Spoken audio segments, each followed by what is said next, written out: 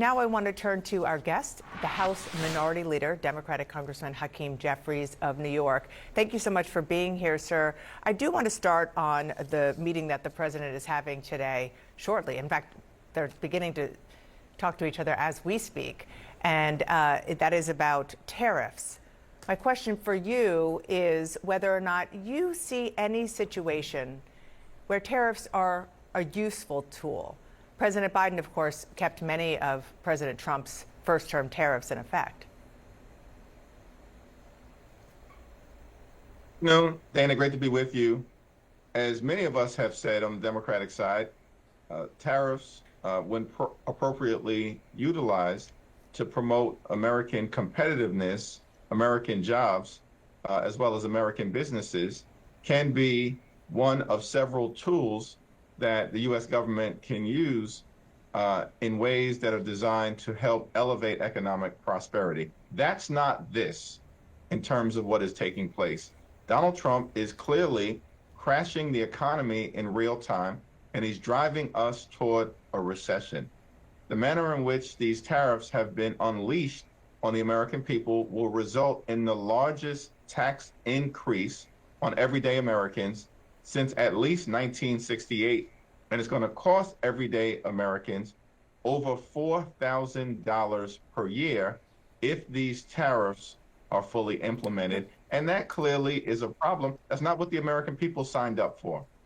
And I know that you and other Democratic leaders believe that the best way back to the majority in the House, which is your number one political goal, is to focus on bread and butter issues. The economy, even sort of an extension of that. Potential cuts to Medicaid is a big part of what you're talking about during this recess, and you will continue to do that because in 2018, focusing on health care got Democrats the majority back. Is that where you are convinced the Democratic energy is right now? And this is not about the 2026 midterm elections. That is going to be important, and the political calendar will take care of itself. I've been in the district over the last few days. We had a town hall meeting that was incredibly well attended on Tuesday. And the issues that were brought up to me by the people that I'm to represent include the attacks on Social Security, the attacks on health care, the failures of this administration related to the economy, and the fact that everyday Americans, in so many cases, are struggling to live paycheck to paycheck. This is what is on the minds of the American people. Earlier today, as part of the House Democratic Medicaid Matters Day of Action, I met with constituents at a community health center in Bedford-Stuyvesant, some of whom were in tears because of the concern that their health care could be ripped away, which would impact their ability to receive the treatment and the medication and the interventions that they need to survive. This is a life or death matter for many of the people that I represent and folks all across the country. And so that's why, as Democrats, we're focused on these issues. Now, earlier this morning, I was just speaking about this with Jeff Zeleny. The president lashed out at the Fed chair, Jerome Powell. He posted, quote, "Powell's termination cannot come fast enough," and that Powell should lower interest rates. Now, a lot of economists are warning that we are heading for a recession. I just heard you mention that. You blame the president, but given those warnings, regardless, is the president right that the Fed should lower interest rates? Monetary policy in this country, and then we have fiscal policy. And the Federal Reserve has been set up to manage monetary policy in a manner that meets the needs of the American people and meets the moment. And Chairman Powell, who is a Republican, is someone who should be left to do independently what the Federal Reserve has been set up to do. The problem that we confront in this country is that Donald Trump, this is someone who promised to lower costs on day one. Not my words, his words. That he was going to deal with the high cost of living in the United States of America. And yet, we haven't seen from these Republicans a single bill, a single executive action, or a single administrative order designed to actually lower costs. And in fact, we know that costs aren't going down, they're going up. Inflationary pressure is going up. consumer confidence is going down, the retirement savings is going down, and the economy is going down as well because of the reckless fiscal policies of Donald Trump and House Republicans.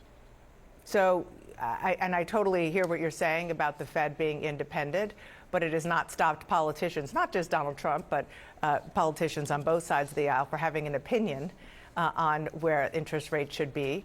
You want to weigh in on that? We all want to lower interest rates in terms of the impact that that has on everyday Americans. But that ultimately, of course, is going to be a decision that the Federal Reserve will need to make. It certainly is something that should always be a consideration, but we have a broader issue that we need to confront in America, which is the high cost of living. That, of course, impacts housing costs, it's grocery costs, it's childcare costs, it's insurance costs, and it's utility costs. And the Republicans haven't done a damn thing to address it, despite all of their talk, all of their promises made to the American people last year. We're ready as Democrats to try to do something in this area, but we have no Republican partners. I want to turn to the administration and the judicial branch of the United States government. The Trump administration is finding ways to defy the courts on a few fronts right now. One is refusing to bring back Kilmar Abrego Garcia. Another example is continuing to block the Associated Press from covering the president, despite a judge ordering the White House to treat the AP like other news organizations. Sir, I know that you have said that the president defying court orders would create a constitutional crisis. Are we there? I think what we need right now is certainly, we're in a crisis across the board, right? I mean, that is obvious for everyone to see. This is not normal. The president is assaulting the economy, assaulting Social Security, assaulting healthcare, assaulting the American way of life, and assaulting our democracy. None of this is normal. It is all a crisis. Now, with respect to what we need to deal with in terms of the situation with the courts, the Supreme Court needs to aggressively enforce its judicial orders. The White House is seeking a confrontation with the courts, then the courts need to lean into that. We will have the back of the courts, and it needs to use all of the tools available to it, like contempt, for example, in terms of the people within the administration who are failing to adhere to these judicial orders or who are actively continuing to propagate unlawful or unconstitutional actions at Donald Trump's direction. Well, we did see one example of the threat of contempt yesterday. A federal judge did that with regard to those flights that left after he signed an order saying that they shouldn't go. But you think that that threat should go all the way up to the Supreme Court, the highest court in the land?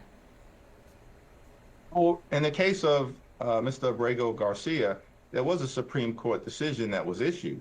And so when you have a Supreme Court decision that was issued instructing the administration to facilitate Mr. Abrego Garcia's return, and it seems to me that ultimately the court is going to need to aggressively enforce its decision. When you've got lower courts who have issued orders, then of course the jurisdiction will fall with them. I just want to make sure I am understanding you right. Are you saying that the Supreme Court should hold President Trump in contempt, should hold his cabinet members who were involved in this in contempt? The Supreme Court needs to take a close look at enforcing its orders, and that is generally going to involve not the president, of course, at this moment in time, but is going to involve cabinet secretaries and other administration officials who are responsible for the actual execution of these orders or the non-compliance. How is that not a constitutional crisis? Of course, the courts are going to have to be. I said that we are in a crisis across the board. We are in a crisis across the board in every way possible, including the assault on the democratic way of life. Now, the courts are going to have to aggressively enforce we are in a crisis. We've apparently been in a crisis, I think, since January 20th, across the board. We're in an economic crisis. We're in a democracy crisis. We're in a crisis as it relates to the assault on healthcare. the assault on Social Security, none of this is normal.